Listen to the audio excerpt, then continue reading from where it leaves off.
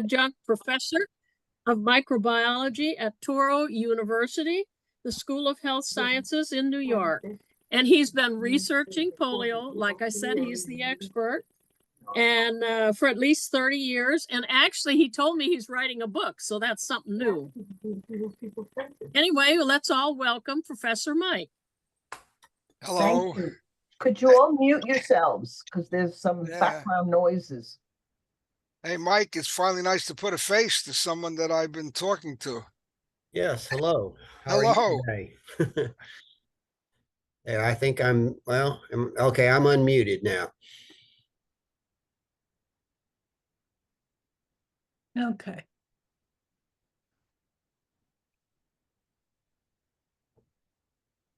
I hope I have a couple slides to show as well later on. I hope that will work out. Okay. Mike. Oh, okay. How did that happen? Mike, you have, there's two mics here today, right? Yeah. I muted the wrong one. Okay. Could you unmute yourself? I can. Thank you. Wait, I can't. You are unmuted, Mike. I am unmuted. Can you hear me? Now Yes. I can, yes. All right. Can you see the slide? Yes. Oh, that's good. Thank God for little favors. Okay, let's go. Here we go. Okay. When they were ready to build a statue of Roosevelt in Washington, there was a lot of talk about whether Roosevelt, pardon me, I'm a little hoarse today, whether Roosevelt really had polio or Guillain-Barré syndrome. There was a lot of research done in the beginning, and unfortunately, the research was done by a group of scientists or doctors who only went to records. They never interviewed anybody. They never went to support groups. They never talked to polio survivors. They just did, they just did regular research. And they could have had a host of people that they could have talked to, but they didn't. And the research was inaccurate, as you will see. Now, so did Roosevelt have GBS or did he have polio? Let's see who's right. Lucy or Linus? I love using peanuts in the presentations. I have permission from Peanut, the cartoon strip, to use it in my polio presentations. I don't know if you know, but Sony owns Peanuts. And they actually gave me a number so I can play with Peanuts. Anyway, let's talk for a moment. You're going to learn a little bit about a bacterial disease that's the #1 cause of food poisoning in the United States today, but also can cause Guillain-Barré syndrome. And it was originally thought that Roosevelt had picked up this particular bacterial disease, which you're going to learn about later on. And because of that, he got Guillain-Barré syndrome. So if we just take a look, the polio virus destroys the nerves in the central nervous system, but Guillain-Barré is autoimmune. The body can no longer differentiate self from non-self and makes antibodies to destroy healthy tissue. In this case, antibodies destroy peripheral nerves, the nerves outside the spinal cord, as well as the nerves inside the spinal cord. Polio is a disease. GBS is a syndrome, like post-polio syndrome is a syndrome. It's a combination of many different problems. And a lot of people say, well, one of the theories is that one of the causes of post-polio syndrome is actually autoimmune, where the body attacks the sprouts that the body had built to give us back some of, the muscle uses. Anyway, an autoimmune disorder can no longer differentiate you from not you. Imagine your body is a castle and your immune system is your army fighting off invaders like bacteria and viruses. If your army malfunctions and attacks the castle, You could have lupus, multiple sclerosis, rheumatoid arthritis, psoriasis, and GBS, along with 100 other autoimmune diseases. You can experience pain, fatigue, dizziness, rash, depression, many more symptoms. Here's a little picture about Guillain-Barré syndrome. It's an acute inflammatory demyelinating neuropathy. Boy, those are big words. Inflammatory means there's swelling and fluid and everything. Demyelinating, the nerve cell is covered with like layers of what you would think of as saran wrap, and that's called myelin. And that protects the nerve. That, like it's a wire with insulation around. Poly means many, so it's a demyelinating many nerves. So if you break the saran wrap, the electricity only goes up to where the break is and doesn't continue. So whatever that nerve fired will not fire anymore. Pretty similar to polio, as you'll see as we go on. Most cases are preceded by an infection such as Campylobacter jejuni, enteritis. Enteric means gut, and I'm going to teach you all about Campylobacter as we continue this. It can cause severe respiratory muscle weakness, necessitating ventilation support. Absent or depression, deep tendon reflexes are absent treatment. The main modality for this is really plasma therapy, immunoglobulins. You can recover from Guillain-Barré totally.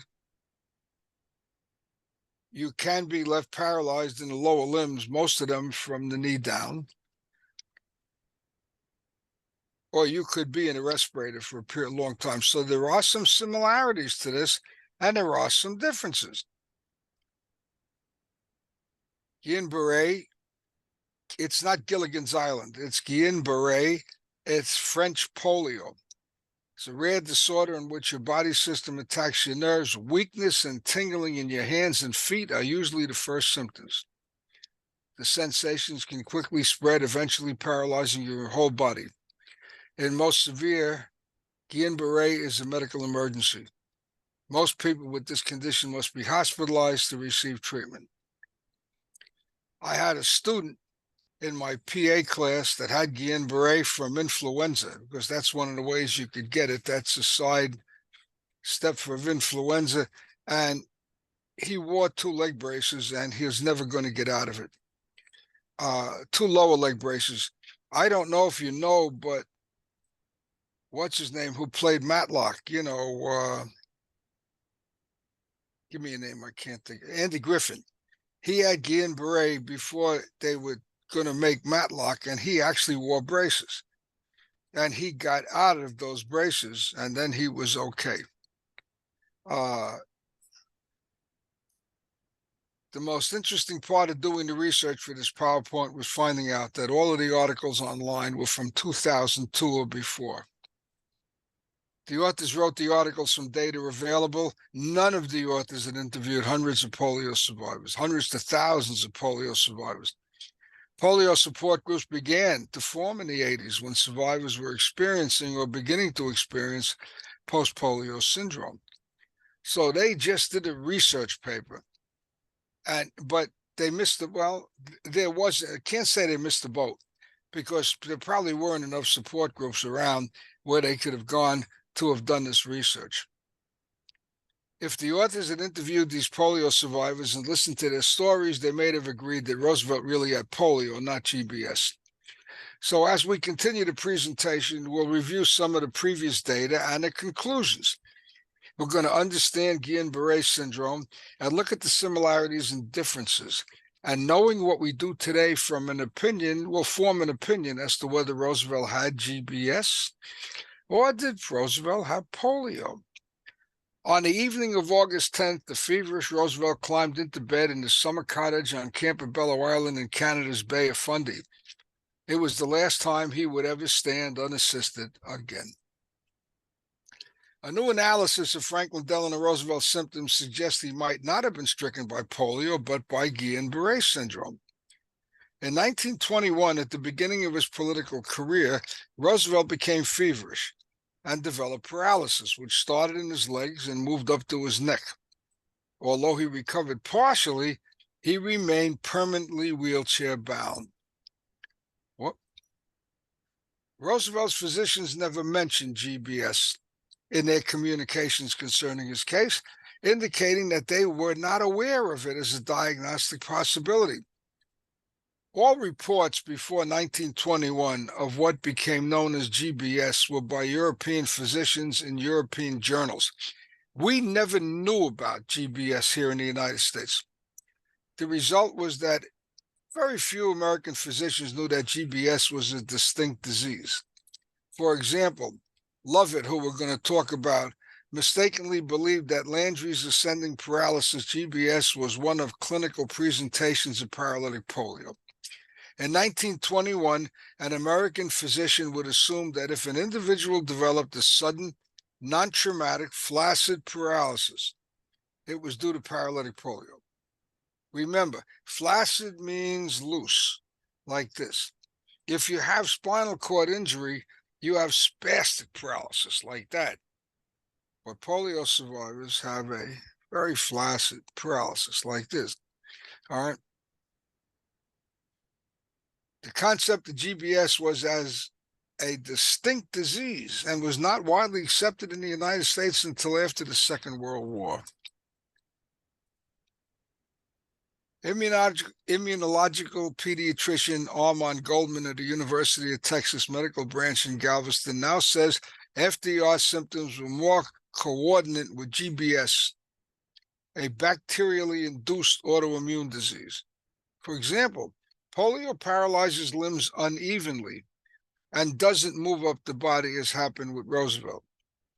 The intense pain he felt when people touched his paralyzed legs isn't commonly seen in polio. What's more, it would be highly unusual for polio to strike someone well into adulthood. Well, we do know now, and I'm going to show you statistics later on what the adult population was that got polio. Previews of coming attractions. The Goldman team compiled all the details they could find on FDR's case and scoured the literature to determine how common the symptoms were 80 years ago. They calculated the likelihood of a 39-year-old man with each of Roosevelt's 8 symptoms would suffer from polio or GBS. The latter emerged as the more likely cause of his paralysis, and they published it in the Journal of Medical Biology. And you know something, once certain data are published, everybody goes after it. And then that became the talk of the town. Goldman and his co-authors, looking at the 8 symptoms favored GBS with the posterior probability of GBS shown in each. The percentages are of all of the people the statistics that they work with, 98% said Roosevelt's paralysis was symmetrical and ascending and progressed more than 4 days, whereas the paralysis in polio is typically asymmetric. Look, symmetrical means that it comes up both sides of the body at the same time. So you're equally paralyzed in both legs. Ascending, what they talk about here, non-symmetrical is what happens in polio, where you could have one leg paralyzed up to the hip and the other leg paralyzed from the knee down. So GBS was symmetrical and polio isn't. Roosevelt's numbness and hyperesthesia rarely, if ever, occurred in paralytic polio, but common in GBS. But we do know people who have a big problem with touch. We wouldn't know unless there were support group meetings, but we have several that we have met that it's tough to get hugged or touched. 98%, a consistent descending pattern of recovery from paralysis is absent in paralytic polio, but common in GBS. Well, they didn't know anything about post-polio syndrome, and they didn't know anything about sprouts. So when they wrote this is all the information they had. 97% said facial paralysis, as Roosevelt had, in the absence of other cranial nerve abnormalities, is not consistent with polio, but common in GBS. Well, I'm telling you, we know polio survivors, and there was one in our last meeting that had some muscles in the face that were paralyzed, and she has her mouth is crooked. Again, they didn't have the research or the wherewithal when they wrote the article to talk to polio survivors. 93% Roosevelt's prolonged bladder and bowel dysfunction are rare in paralytic polio, since polio does not attack autonomic nerves but are common in GBS. That is probably right, because bowel and bladder is really rare in polio, although it did happen. 93% meningismus, which is the stiff neck, is a characteristic feature of paralytic polio, was absent in Roosevelt's case. 2 of 8 symptoms favored polio, with the posterior probability of polio shown for each. 99% said Roosevelt had fevers up to 102, which is rare in GBS, although the pattern of fevers that Roosevelt experienced was atypical of paralytic polio. 72% said Roosevelt had permanent paralysis, which occurs in about 50% of paralytic polio survivors and only about 15% of GBS.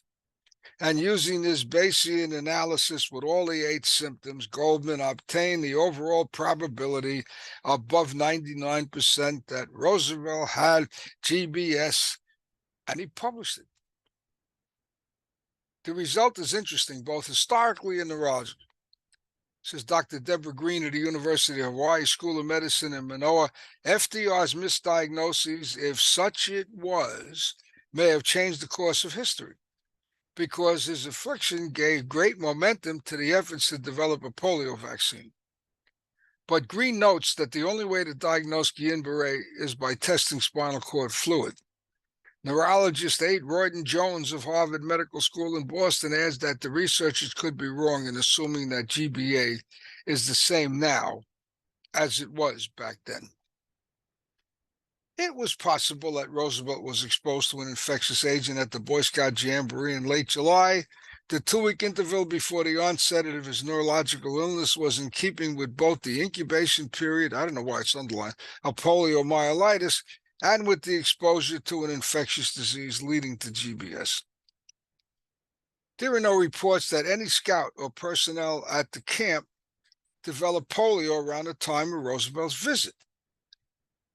In 1912 and 1915, Roosevelt had an illnesses compatible with Campylobacter jejuni. That's that food poisoning bacteria, a major causative agent of GBS. It's one of several. Here was the Boy Scout camp. This is up in Bear Mountain in New York. This was it's no longer there. They have 5 camps for the 5 boroughs up here near Narrowsburg, New York. Beautiful piece of property on 10 Mile River. But this was it at the time in Bear Mountain, and Roosevelt visited it. He wasn't the president yet. Previews of coming attraction. Since the eradication of polio in most parts of the world, GBS has become the most common cause of acute flaccid paralysis. It's autoimmune of the peripheral nervous system, characterized by weakness, usually symmetrical, over a period of 7 days or more.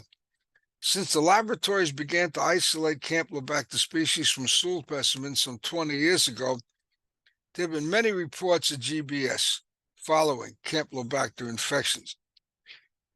Well, when this was 20 years ago, that was probably now about 40, 45 years ago when these articles were written. Campylobacter, now you're going to learn a little bit about Campylobacter. Campylobacter infection was first reported as a potential cause of GBS in 1982 in a 45-year-old man who developed severe GBS with irreversible neurological damage 2 weeks after a GI illness caused by Campylobacter infection. Shortly thereafter, several reports describe patients who developed GBS soon after infection with Campylobacter jejuni. From these initial reports, it appeared that male GBS patients outnumbered female by 3-1. God, ladies, aren't you lucky? Campylobacter is associated with several pathological forms of GVS, including demyelinating and acute inflammatory demyelinating polyneuropathy and axonal acute motor axonal neuropathy. That means that it can get the myelin and the axon. Remember, a nerve cell is like a kite, and it's got a head, the kite, and a tail to it. And the tail is the axon. So that, and when it demyelinates, when you lose the saran wrap covering, that's when the problems happen. We know that Campylobacter jejuni is the most common cause of bacterial gastroenteritis in the United States, surpassing Salmonella. It is estimated that more than 2.5 million cases occur each year in the United States. How do you like that? Transmission of Campylobacter to humans is usually through food, particularly consumption of raw or undercooked poultry meat, unpasteurized contaminated milk, or water-based environmental sources. People with Campylobacter infection usually have diarrhea, often bloody, fever, and stomach cramps. Nausea and vomiting may accompany the diarrhea. Symptoms start usually 2 to 5 days after infection. They last about a week.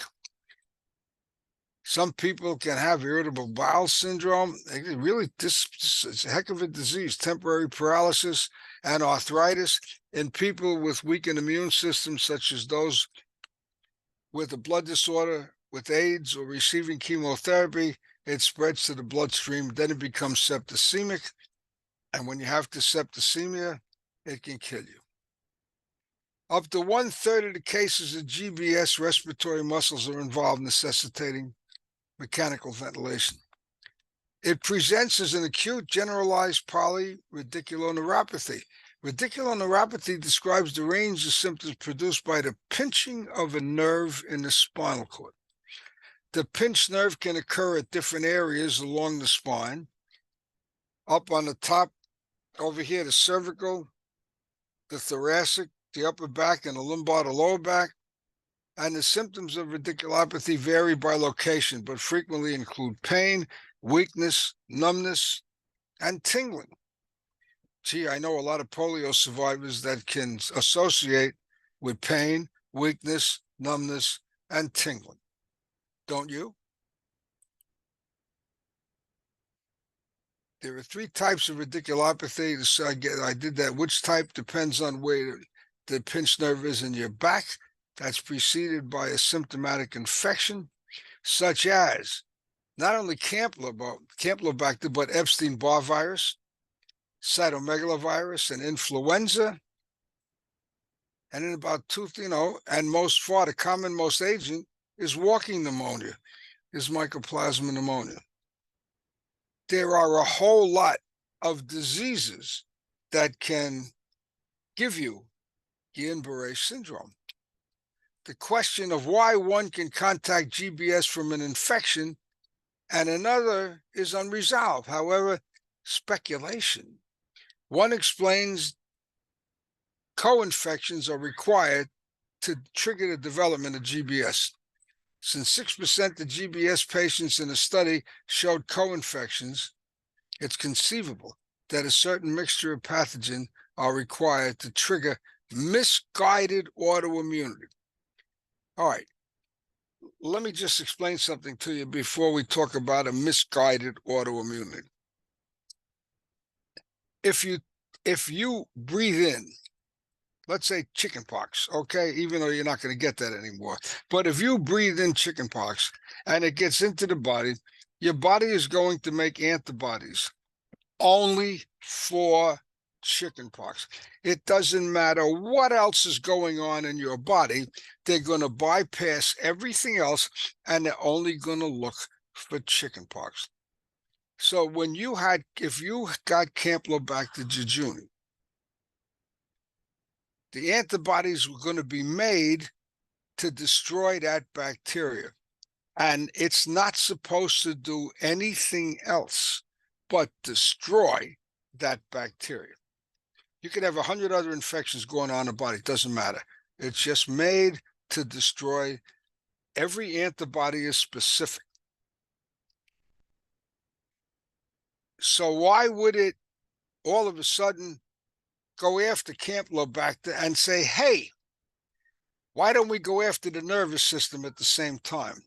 That's not supposed to happen, because Campylobacter is not us, is not self. And the immune system is supposed to be able to distinguish self from non-self. Non-self was the bacteria. Self was our nervous system. So why all of a sudden did it start to go after the nervous system, which is self? And when that happens, it's called autoimmunity, when it destroys us. And this is really a misguided autoimmunity. Here's an antibody that's made from B lymphocytes in our body. Here's the antibody. It's made for Campylobacter. Here's the Campylobacter bacteria. But all of a sudden, for some unknown reason, which I can't tell you why, it just heads over here and starts to attack the myelin on the nerve cell. And it damages the nerve cell. And that's what happens. So you had to have a primary infection, and then came an immune response, and then came Guillain-Barré syndrome. In polio, you just got the virus, and the virus did all of the damage itself. Defense of polio. Bruce Becker and Gerald Hobson, both physiatrists, challenged the respective diagnosis of GBS, primarily on the basis that several of the symptoms that Goldman highlighted as atypical in polio were quite typical in adults' cases identified as polio. They noted that the form of GBS most resembling Roosevelt's symptoms is not otherwise known to require permanent wheelchair use.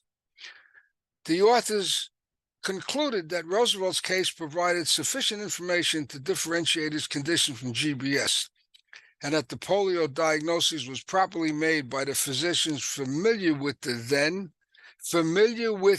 then common disease. At that particular time, they didn't know about GBS. Roosevelt had polio. He had polio. Biographer Jonathan Alter observed that in any event, there was no cure for either disease in 1921. Levine mistakenly thought that the main benefit of a spinal tap, if done, would be to improve the outcome by lowering elevated cerebrospinal fluid. However, there is no objective evidence that a spinal tap lessens the possibility of paralysis in polio, and it's unlikely Roosevelt's physicians would have tried human serum injections into the spinal fluid, or that such injections would have helped. Concerning GBS, virtually all of the effective measures that are standard practice for the medical management of GBS were not developed until many decades after Roosevelt's 1921 illness.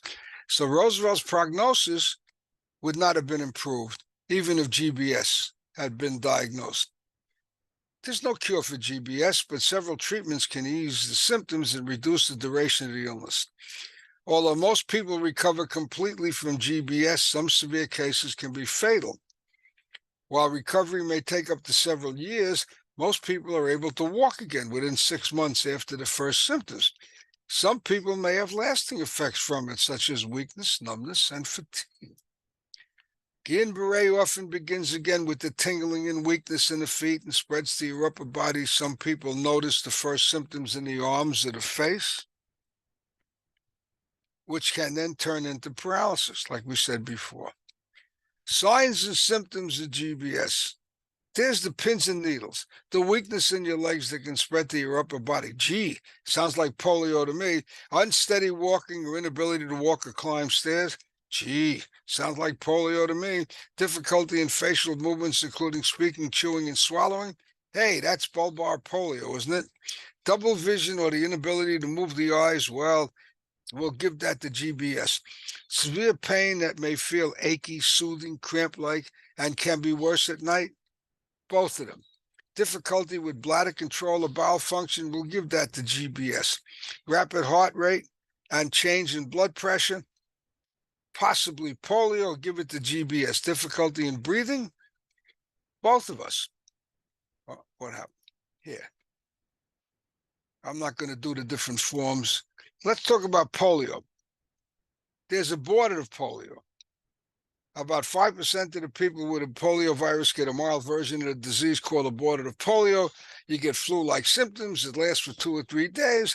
You get fever, headache, muscle ache, sore throat, stomach ache, loss of appetite, nausea, and vomiting, and bingo, you're gone. Goes away. I had a roommate in graduate school in Chicago who I'm going to have lunch with on Wednesday.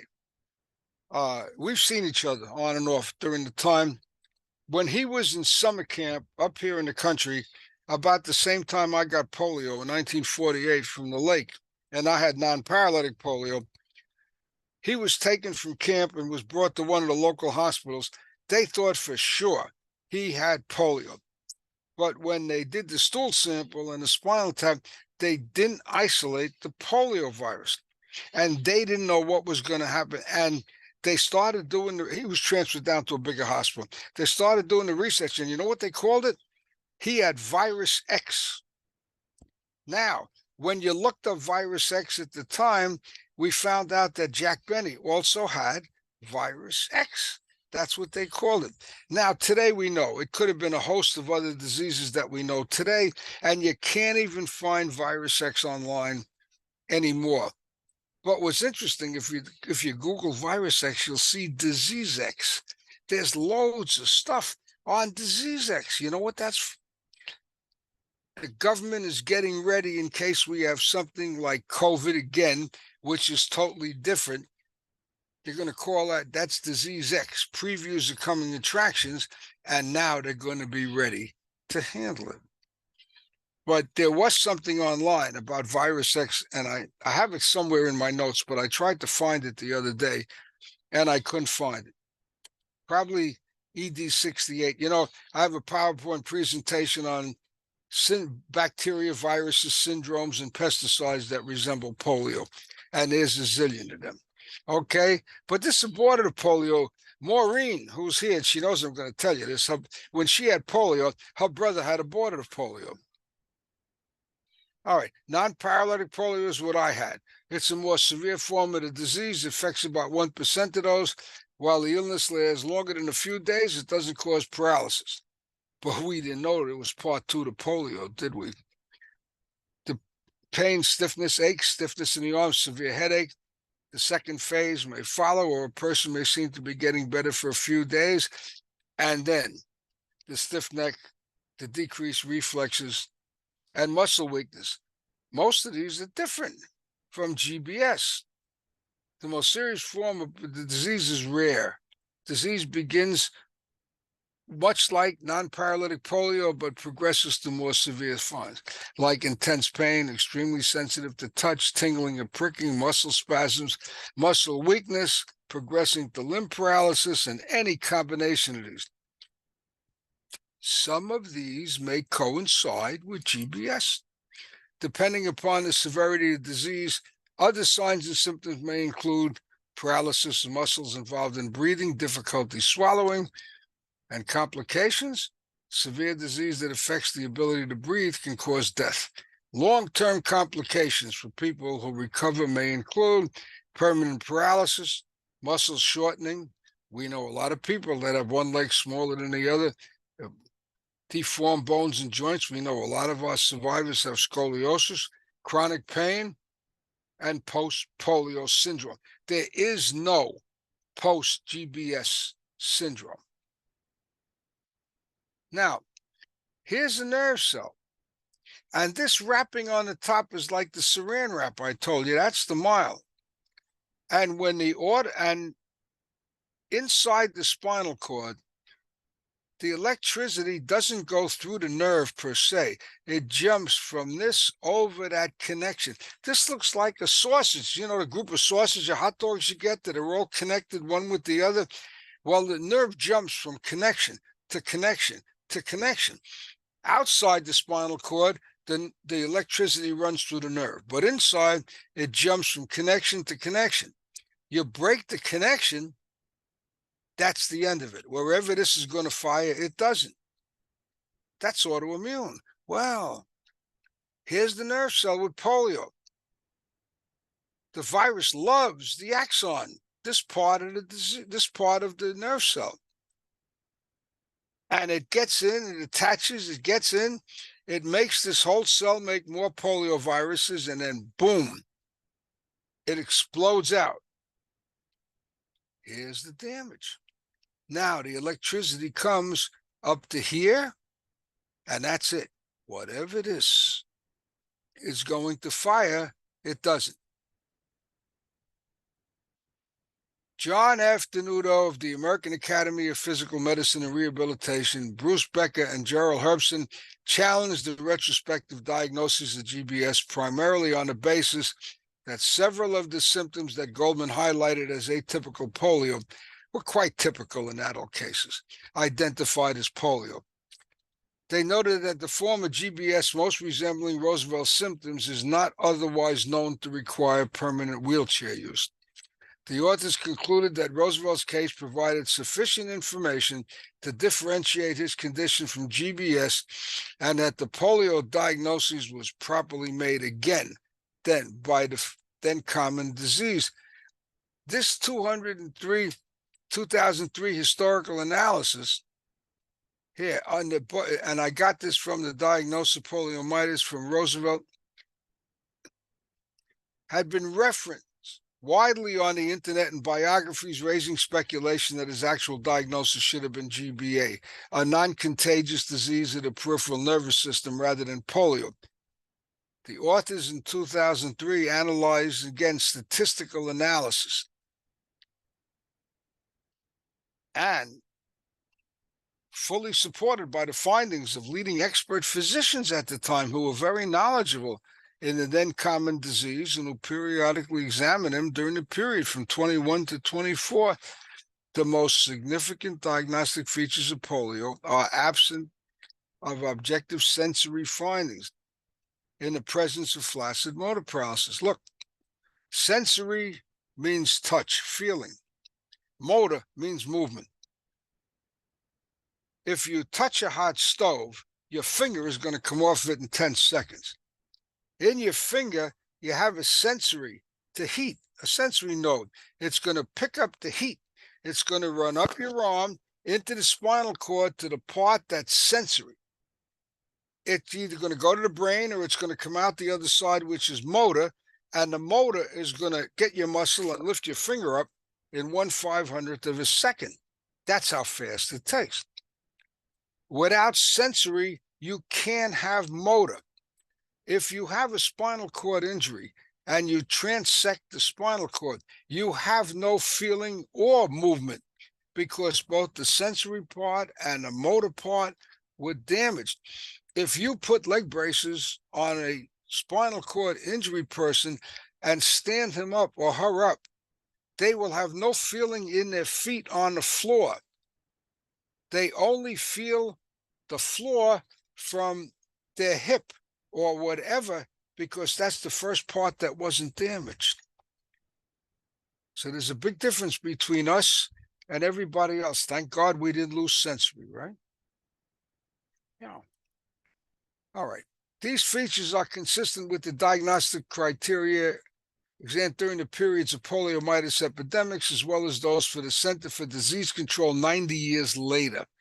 Additional findings of fever, prodromal hyperesthesia, more severe residual proximal muscle weakness, proximal means toward the front, and the extensive lower extremity impairment requiring mobility with long leg braces or wheelchair give further evidence for the diagnosis in FDR's case. Non-bulbar Guillain-Barré syndrome, which shares the features of a flaccid paralysis, thus mimicking the initial presentation of poliomyelitis, has more than an 80% complete recovery, with no reported cases of eventual wheelchair use. The most severe cases of Guillain-Barré syndrome often have persistent objective sensory loss. associated with greater weakness in the feet and the hands, shows no resemblance to FDR's impairment and disability.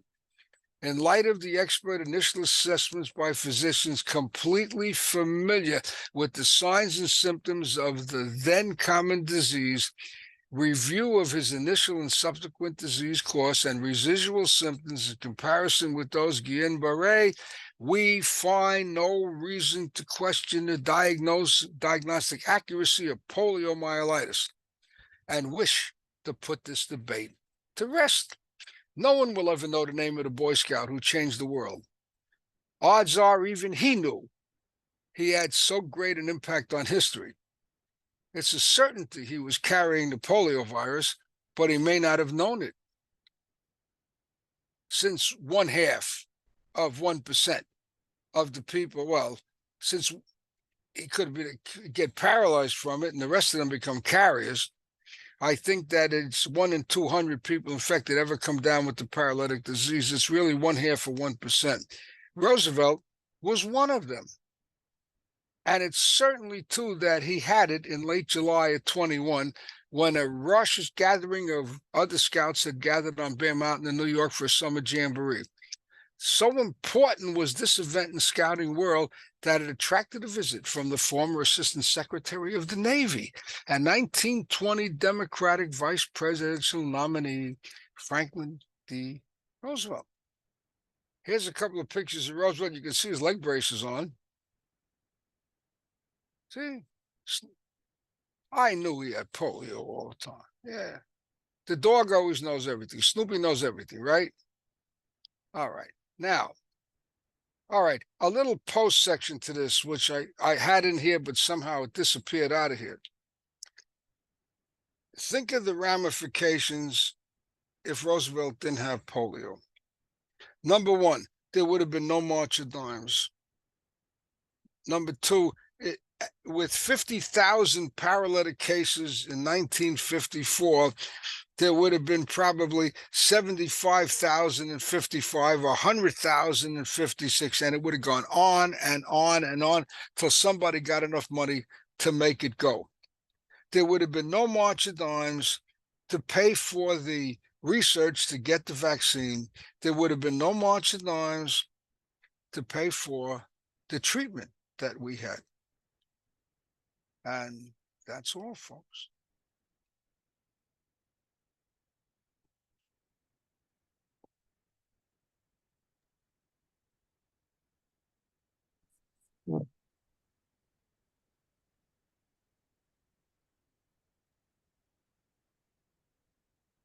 Thank you. That was great. Any questions now?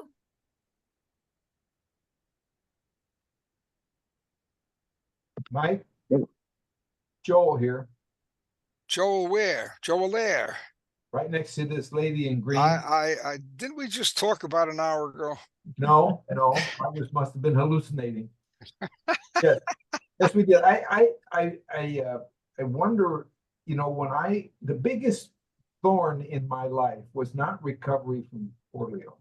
I played all the sports, only everything that involved me standing almost still, football pitcher at the thing, all that business, except one thing plagued me more than anything, and that was constipation.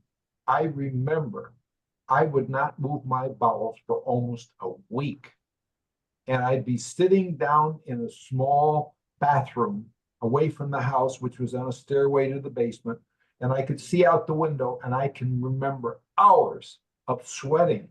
I mean, it was so bad I sweat and hurt all over in order to do that. And until I met Maureen, she gave me the proper response as far as over-the-counter meds, and with no fiber stuff, didn't need it because I didn't make meat and cheese. But I have been a regular man and happy, and my life's improved unbelievably so. Yes, but he also had an incident which might have caused his bowel issues. I don't know, you can tell them the story with the nurse with the enema bag, and she held it way Oh, yeah. down up here. maybe that's what caused your problem to occur, not necessarily polio. Yeah. And that was way before my time. Well, the pain from when I had polio, when I was 7, I was 7 in first grade 7 year, and I forget when I turned 8, whether I was still in first grade or gone to second grade, and went to Warm Springs, 47, and got out 48 or 49. But the bottom line was, I remember the worst thing about having polio when I was recovering was when I was in the contagious ward at University of Michigan for 3 weeks, and nurse would come in and take a big vial of water and hold it up as high as she could.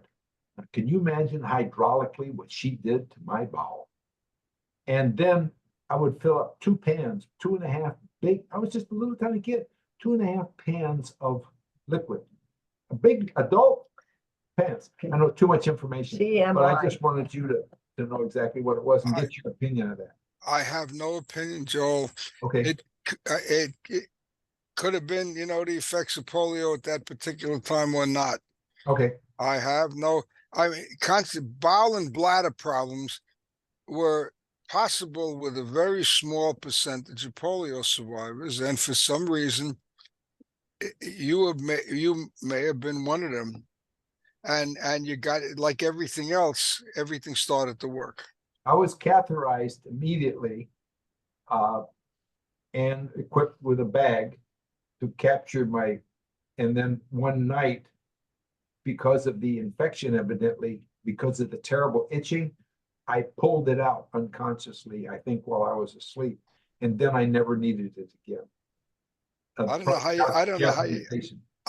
got it out. It's got a bulb on the end of it, which blows up to make sure you can't get it out. Back then in 47, they probably did, but whatever. I pulled it out. I remember I had my job was to, when I felt in the bladder like it was full, I turned it just like on an ice maker. I turned open the same valve, turned it open until it relieved, and then I closed it. That was my job. Many stories in the naked city. That's right. I put it on in there. I just wanted to say I never thought about the constipation being associated with polio, but I know that if I don't have an elimination every day, it does back up make me sick. So I make sure that I eat spinach every day, regardless of what my meal is. And that has worked, but I never really associated it, but I know it can make me feel really sick. And I haven't always had that problem, but as I've gotten older and I'm more sedentary and I don't move around as much because I'm in a wheelchair the majority of the time. That's a question I want to ask. How many people are in wheelchairs, but they can stand up on their own? Go ahead. Well, Joel can stand up, but that's it. I cannot balance. Okay. I can pull my drawers Holding up. on. When I stand up, because I'd have to take both of my hands off my armchairs. Only talking about standing up. I'm not talking pulling about it, up but I'm down. telling you the whole story. Then I can stand up because I can reach that point in between balance and non-balance. I can have my shoes on. I can have my feet. I cannot, for anything, balance long enough to pull up my drawers. In fact, that's one of the reasons I was able to activate my long-term care policy, was because the nurse said, yes, he cannot even pull up his drawers. Yeah, I'm beginning to have more and more issues with that, being able to really just stand and balance to do that. Okay, I never thought about activating your long-term policy. Thank you. That's a be new happy to information. talk to you, Shirley. It's called the waiver. Wait. Look up the word waiver in your 72 Okay. policy. Shirley, Joel will be happy to talk to you Off screen. off screen. Okay, well, good. You have Well, my that's- number somewhere, Shirley? I'm leaving it to you to call. It's in the Okay, well, I newsletter. think I do. But this is what it is, Post-Polio Support Group. So you discuss your issues. That's right. No, but we have a wealth of information in this group among these 21 people. Yes. Thank you. I have a question. That's Carol Crum. Can you hear me? Okay. I remember one of the things, I got polio in 54. I was 7 years old, and it was just before the Salk vaccine. In fact, it was in Pittsburgh where Dr. Salk was working at the university. And one of the treatments was these sandbags. They put sandbags on my leg because my leg would draw up.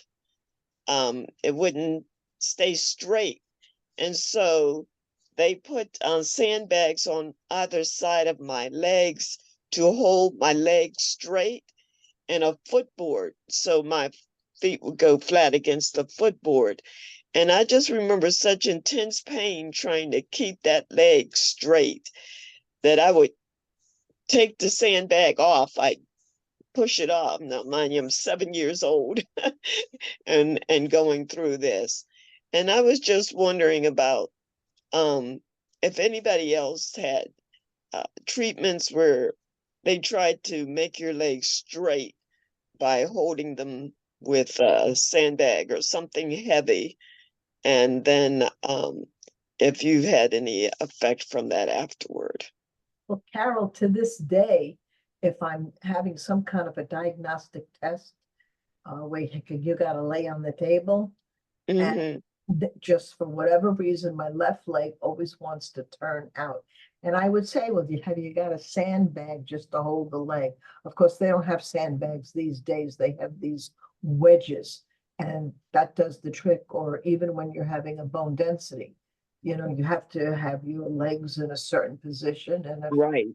my legs are not cooperating, then they use those other means. But they didn't use sandbags on me for any Mhm. length of time or splints, or we all have different stories, and we all recover differently. So, Right. but they, today, if you need your legs to be straight for whatever, we should not be bashful in it. And don't ask for sandbags because they don't have them. Ask for the wedge. I don't want them. Oh, but they do. They do have sandbags today. If you throw your back out and your back is so bad, they put you in this Murphy position in bed where your whatchamacallit, your legs are bent up and down and have the sandbag over the back to try to separate your spinal cord and take the pain away, to push it out and take the pain away.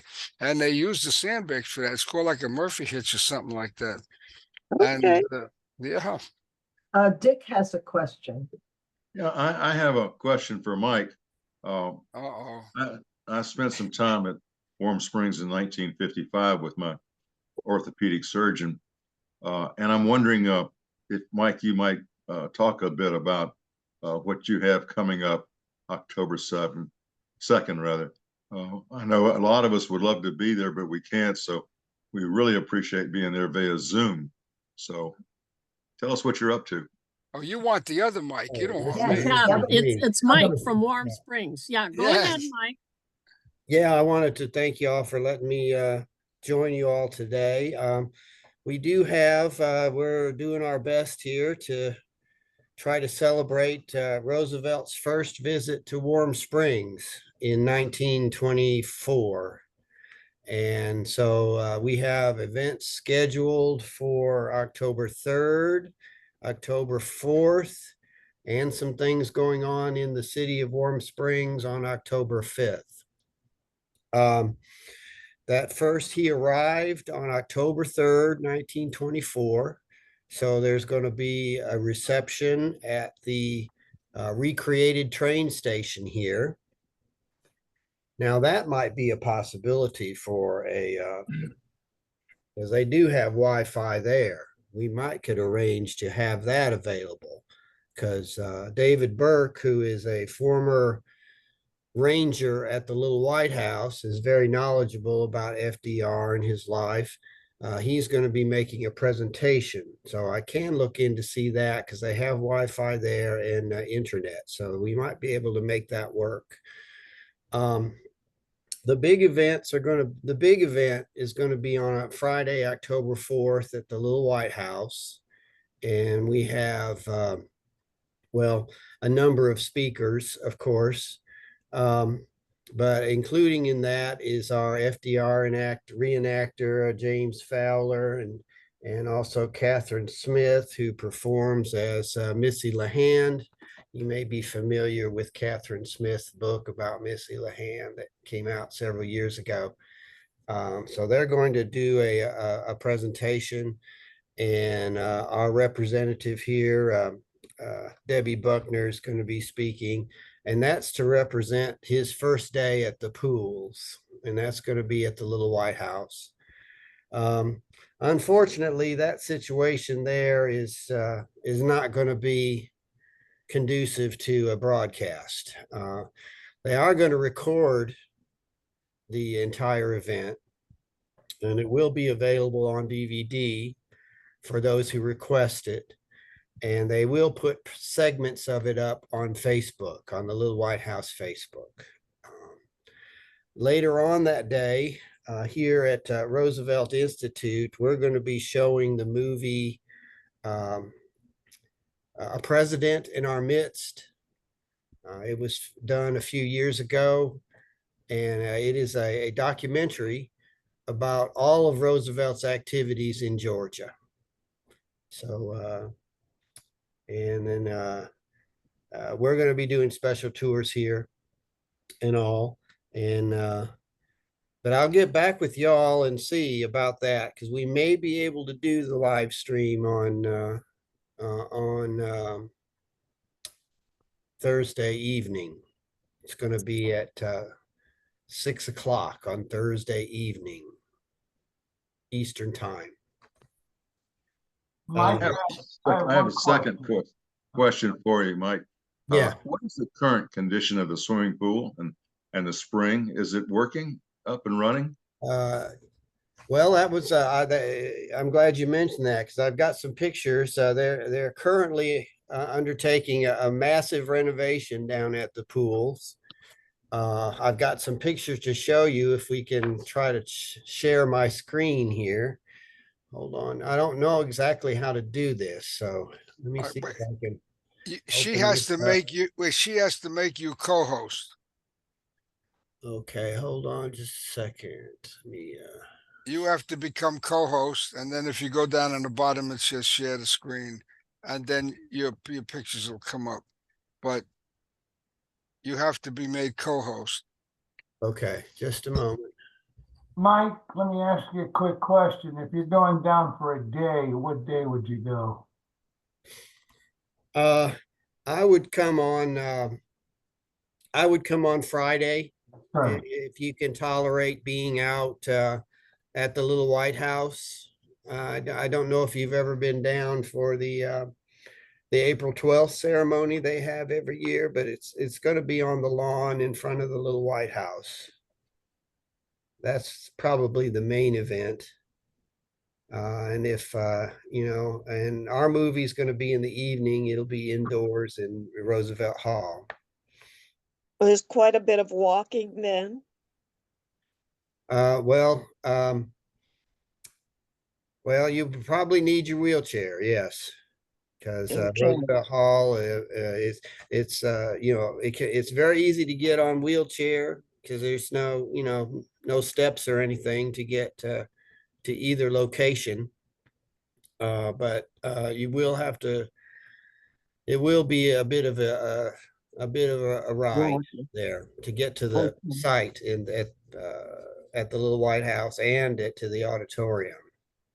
Yeah, we were there back in 2007. I think it was when PHI had their conference. I think it was 2007.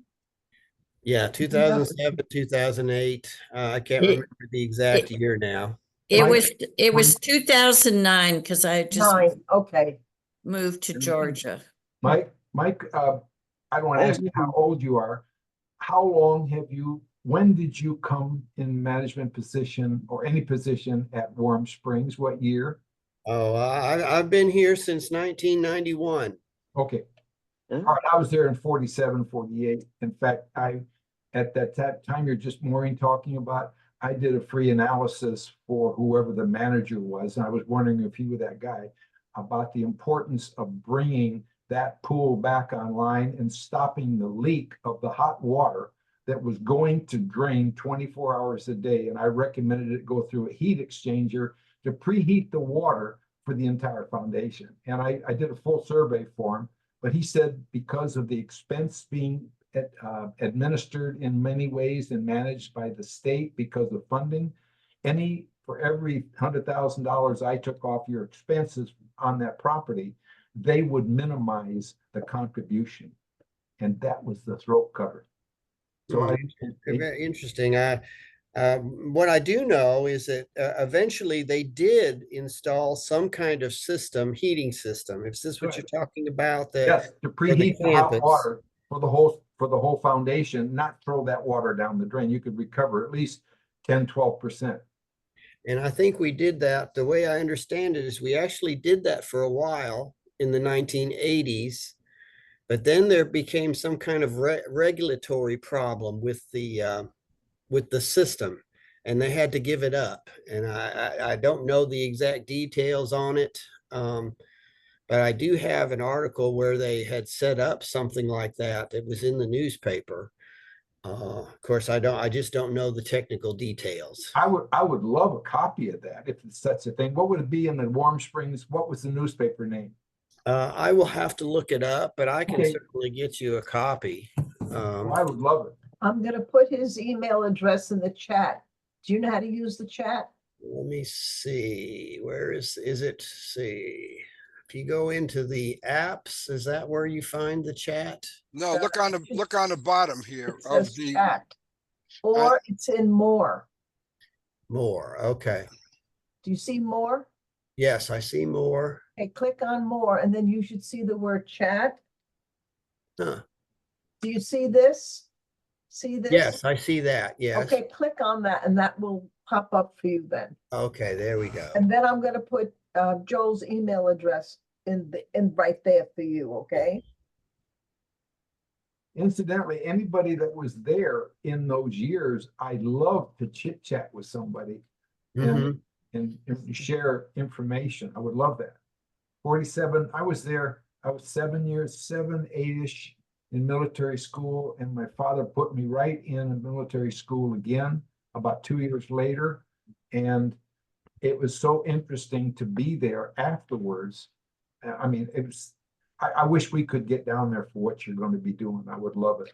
And if you can let the support groups know in ample time to put in their newsletters so that people can tune in with links and whatever else that you'd be able to share, that would be most helpful. In fact, I'm going to give you my email address because I put out a newsletter, and I would very much like to put it in my newsletter in enough time.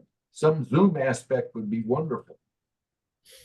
I would like to have the schedule of your activities, and then I'll have Allison post it on our website.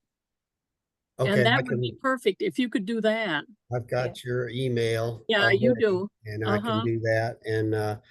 And we'll do our best for this particular one. I think we might be able to do it for that opening reception and presentation. But the little White House, there's just no Wi-Fi there. There's just no internet connection there. The telephone service is notoriously bad there. The site manager is telling me that he routinely loses calls when he's walking from their office there to the little White House itself. So I just don't think we can have an effective live stream from there.